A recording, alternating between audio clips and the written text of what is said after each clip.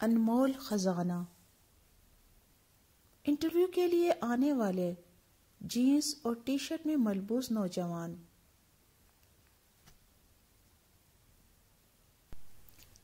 ملبوس نوجوان کمرے میں داخل ہو رہا تھا۔ حامد صاحب نے میز سے اپنی اینک اٹھاتے ہوئے اسے غور سے دیکھا۔ نوجوان پر اعتماد تھا اور اس نے آتے ہی اپنی فائلیں بڑے سلیقے سے حامد صاحب کے سامنے رکھ دیں۔ انہوں نے ہاتھ سے بیٹھنے کا اشارہ کیا اور اس کی فائل پر لکھا نام پڑھنے لگے۔ علی احمد۔ حامد صاحب کو نام کچھ جانا پہچانا سا لگا۔ سوالات کا سلسلہ شروع کرنے سے پہلے انہوں نے ایک بار پھر نوجوان کا بغور جائزہ لیا۔ ان کے ذہن میں جھماکا سا ہوا۔ یہ 2 دسمبر 2006 کی ایک سرد ترین صبح تھی۔ حامد صاحب نے آج لاہور بہت ضروری کام سے جانا تھا۔ فضا میں دھند چھائی ہوئی تھی اور سفر بھی 4-5 گھنٹے کا تھا۔ حامد صاحب اکثر لاہور کاروباری دوروں پر جاتے رہتے تھے۔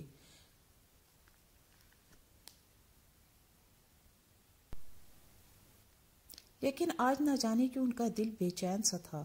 خیر انہوں نے بیوی بچوں کو الوداع کہا، ضروری سامان گاڑی میں رکھا اور روانہ ہو گئے۔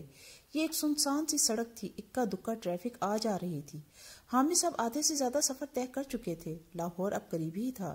ان کی گاڑی کے آگے ایک ٹرک نہایت سست رفتاری سے چل رہا تھا۔ انہوں نے کئی ہارن دیے لیکن ٹرک ڈرائیور کے کانوں پر جوں تک نہ رینگی۔ آخرکار حامد صاحب نے ایک نظر بیک مرر میں دیکھا، پھر تھوڑا سا ترچھا ہو کر مخالف سمت کی ٹریفک کو دیکھنا چاہا، لیکن دھند کے سوا کچھ دکھائی نہ دیا۔ یہ ایک بڑا رسک تھا، لیکن نہ جانے کیوں حامد صاحب کے پاؤں ریس پر بڑھتے چلے گئے اور وہ ٹرک کو تیزی کے ساتھ اوورٹیک کرنے لگے۔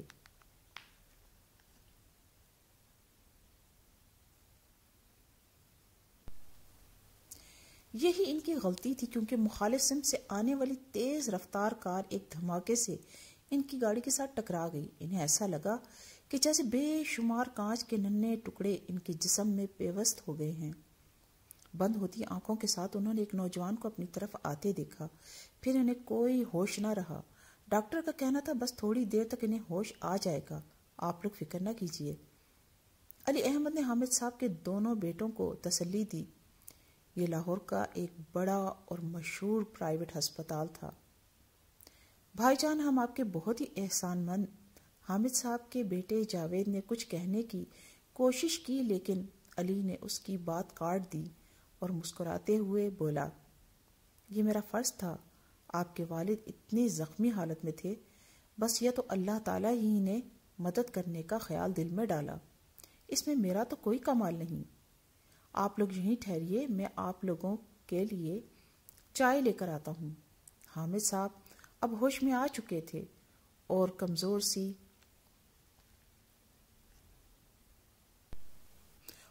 سی آواز سے بچوں کو تسلی دے رہے تھے۔ ان کے سب رشتہ دار کراچی میں ہوتے تھے اور بس وہ اپنی چھوٹی سی فیملی کے ساتھ اسلام آباد میں رہائش پذیر تھے۔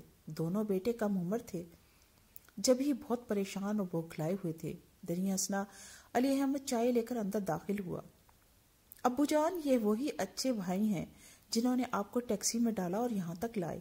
اختر فوراً ہی بول اٹھا۔ حامد صاحب نے ہاتھ کے اشارے سے علی احمد کو پاس بلایا اور کہنے لگے، بیٹا میں آپ کا کس طرح شکریہ ادا کروں؟ علی احمد نے مسکراتے ہوئے ان کے ہاتھ پر اپنا ہاتھ رکھ دیا۔ آپ میرے والد کی طرح ہیں اور والد اپنے بیٹوں کا شکریہ ادا نہیں کیا کرتے۔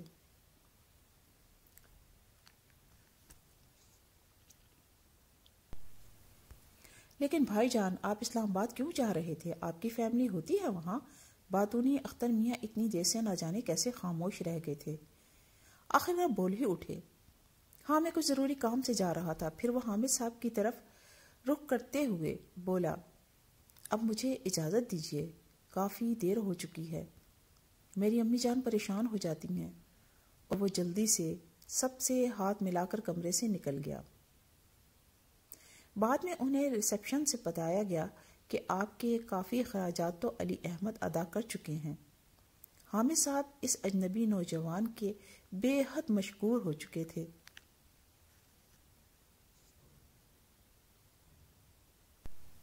اس کی عظمت تو ان کے دل میں اور زیادہ بڑھ گئی۔ جب ریسیپشن پر کام کرنے والے سے ان کی تفصیلی گفتگو ہوئی، آپ اصرار کرتے ہیں تو بتائے دیتے ہیں کہ حالانکہ علی میاں نے تو بہت سختی سے منع کیا تھا، لیکن میں نے سوچا اچھائی والی بات کو آگے پھیلانے میں کوئی حرج نہیں۔ اصل میں ہم انہیں بہت عرصے سے جانتے ہیں، کافی عرصہ یہ ہمارے پڑوسی رہے ہیں۔ اللہ نے بہت ہی کھلا دل دیا ہے ان کو، حالانکہ نوکری تو بس عام سی ہی ہے ان کی۔ علی میاں نے اپنی فیس کے پیسوں سے آپ کے ابتدائی اخراجات ادا کر ڈالے۔ میں نے بہت روکا لیکن نہ مانے۔ کہنے لگے کہ ایڈمیشن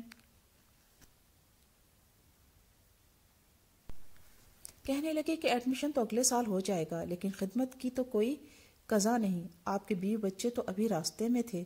ظاہری سی بات ہے کہ دھند کی وجہ سے چند گھنٹوں کا سفر کئی گھنٹوں میں مکمل ہوا ہوگا، لیکن فوری آپریشن کے لیے تو مزید پیسوں کی ضرورت تھی۔ بس جی، ایسے نیک لوگ اب کہاں ملتے ہیں دنیا میں۔ وہ تو نہ جانے کیا کچھ بتائے جا رہا تھا، لیکن حامد صاحب کی زبان گنگ تھی۔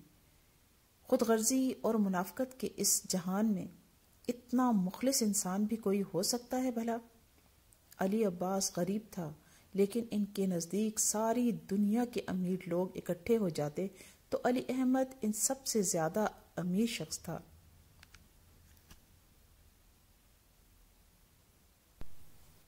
کیونکہ اس کے پاس ایک نہایت قیمتی چیز تھی، بے لوث خدمت اور محبت سے بھرا خوبصورت دل، ایک انمول خزانہ۔ آج 7 سال بعد وہی علی احمد ان کے سامنے بیٹھا تھا اور وہ یقیناً انہیں پہچان نہیں پایا تھا۔ حامد صاحب نے اس کی ساری فائلیں ایک ایک کر کے دیکھیں، پرکھیں اور ایک سائڈ پر رکھ دیں۔ پھر انہوں نے جھک کر دراز سے اپائنٹمنٹ لیٹر نکالا اور اس کے آگے رکھ دیا۔ یہ سر، آپ نے انٹرویو تو علی احمد کی سمجھ میں نہ آیا کہ کیا کہے۔ تم نے پہچانا نہیں؟ میں سیٹھ حامد ہوں۔ حامد صاحب مسکراتے ہوئے گویا ہوئے۔ علی احمد نے چونک کر انہیں دیکھا۔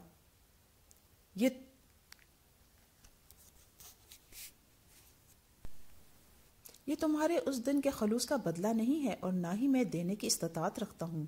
واقعتاً تمہارے ریکارڈ پکار کر تمہاری قابلیت اور اہلیت کا اعلان کرتے ہیں، اور پھر جس کا دل اتنا پرخلوص اور کردار اتنا پیارا ہو، اللہ تعالیٰ کی